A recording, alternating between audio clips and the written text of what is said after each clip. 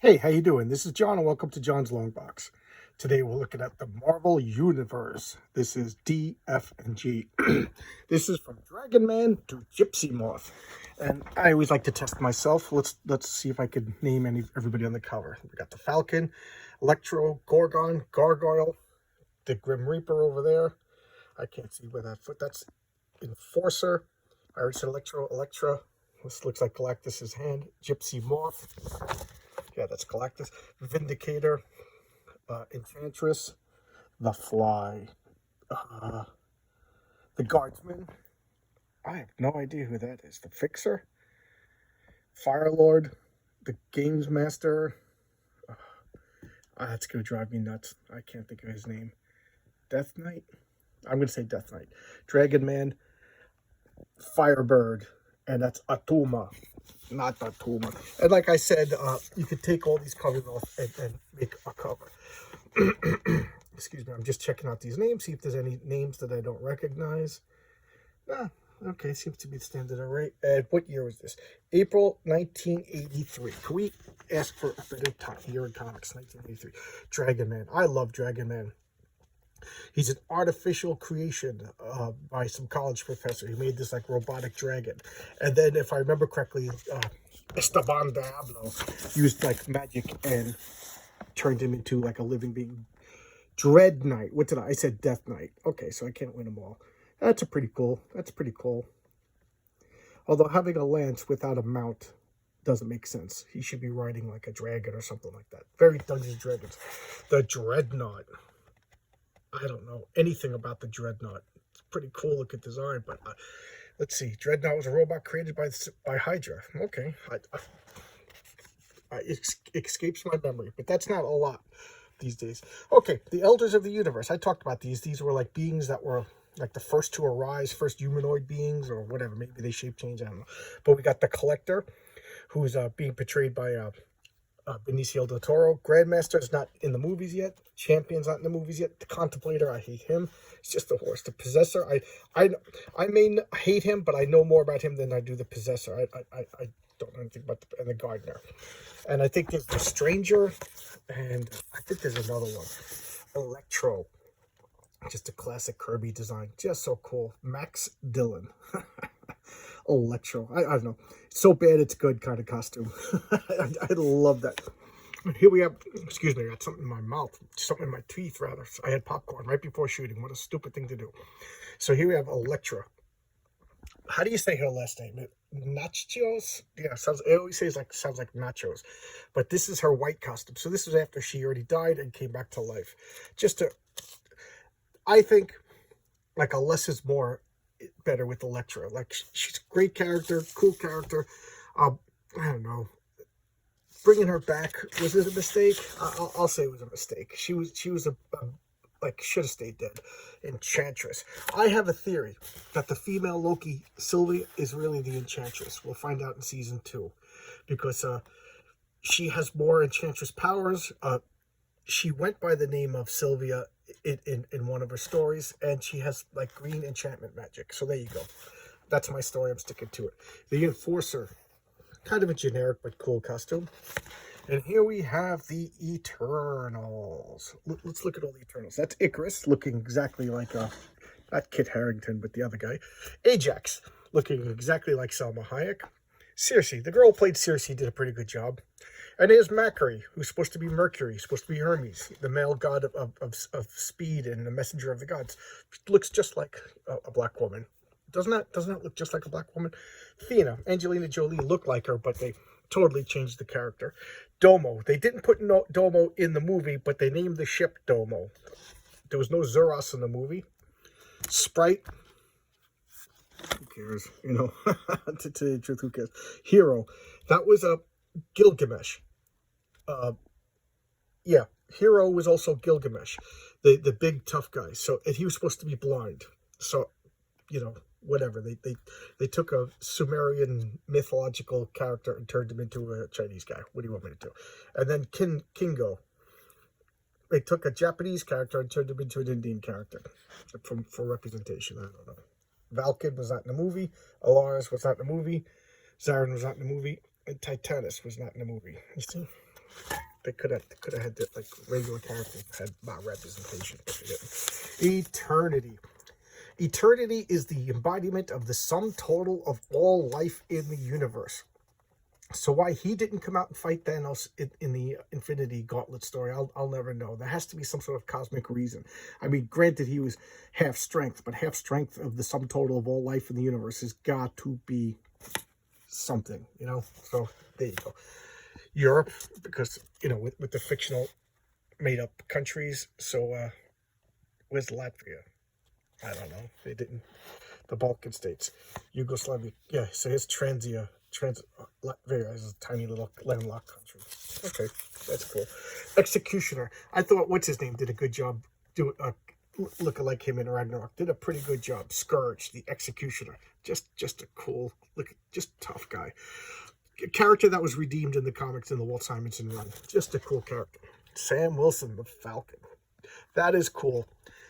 I don't know. He doesn't need to turn into Captain America because the Falcon is cool enough. You know, the Falcon is cool enough. So let Sam be the Falcon. You know, it's not a demotion. It's not a promotion. You are the Falcon. You know, I don't know why people think he needs to be promoted to Captain America. He's the Falcon. He's cool enough. Fantastic Four, my favorite. And here we have I love the schematics of all these. You know, schematics is one thing, but like making me believe that it really works is another. Just have like fake some schematics and some you know, diagrams. That's all you need. Firebird, Bonita Juarez.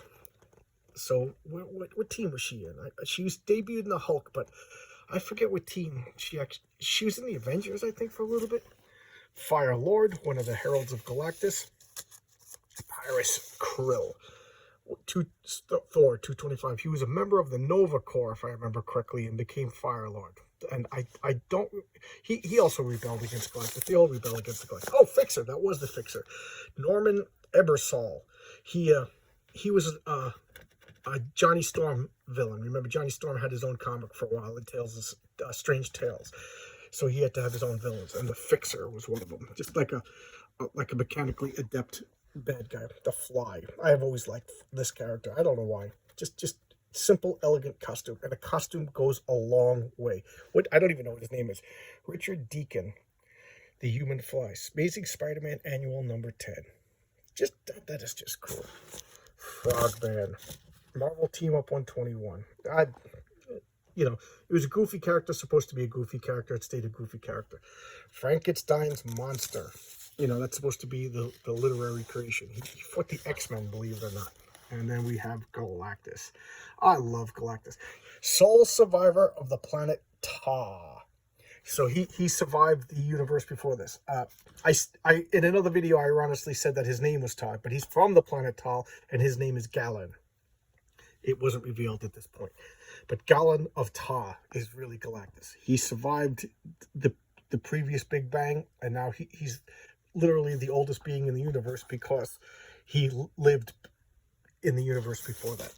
Galactus's Heralds. We have the Silver Surfer, Airwalker, the Airwalker Automation, Firelord, the Destroyer. That's right, the Destroyer. I forgot about that. Terex, the Tiba, and Nova. And I think there's like 2 more since then.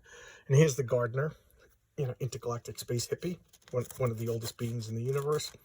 Or galaxy. I figured the elders of the universe. I think they claim to be the oldest beings in the universe. The Gargoyle.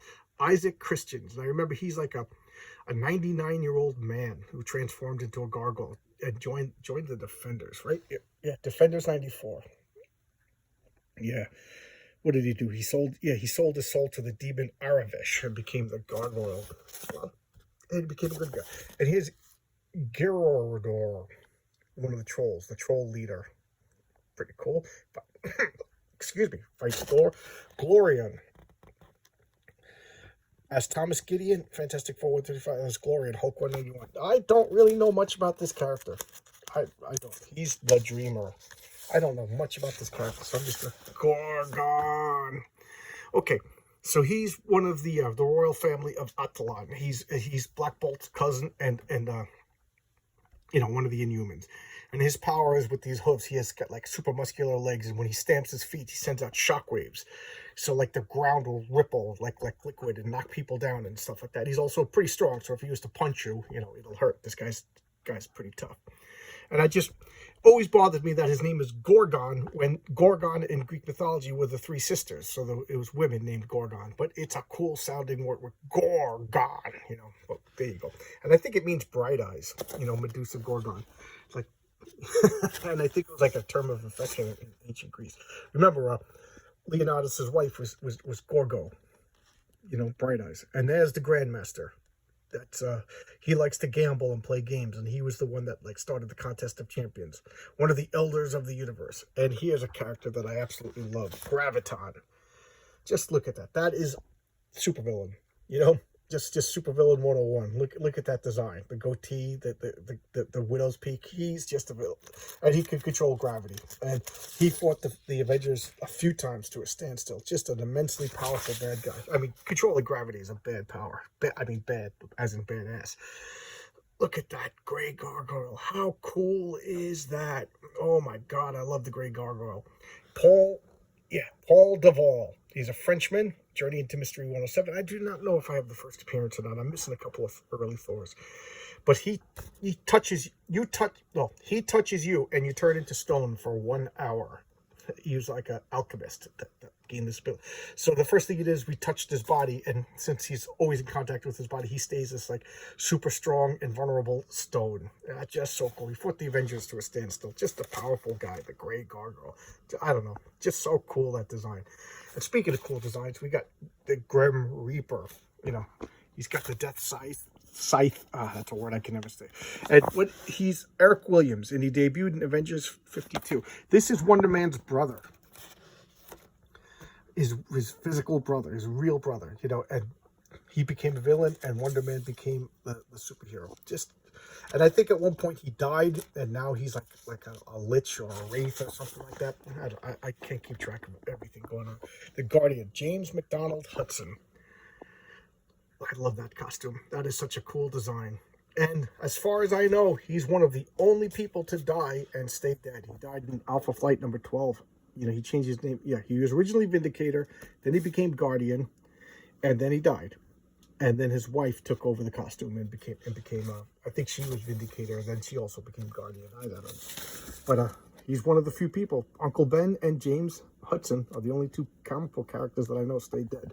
Guardians of the Galaxy. Yes, this is the original Guardians of the Galaxy. Vance Astro. Okay, Marvel Superheroes number, what was that, 15? Charlie 27. Nikki. Starhawk. Defenders 27. I already saw Vance Astro. Martinex of the Pluto Colony. And Yondo of Alpha Centauri. Yes, and that's organic then. And this is the Freedom's Lady. This is diagrams of their ship. It's kind of reminiscent of the Enterprise. Cool ship. Cool guy. I love the Guardians of the Galaxy. I showcased their first comic in one of my earliest videos. I'm having a very difficult time speaking tonight, ladies and gentlemen. Okay, Guardsmen. These were like knockoff Iron Man armors that they mass produced to be like prison guards in like super prisons.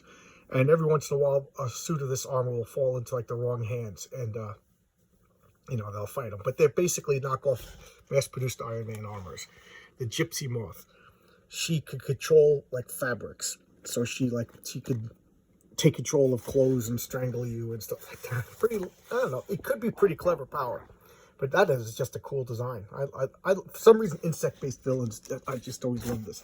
The Formal Hot Tool. I don't know where they come from. Where's their first appearance? Thor 256. So I have them, but I have the first appearance. I don't remember anything about them. The Glix, Incredible Hulk 182. Oh, the issue right after the first appearance of Wolverine.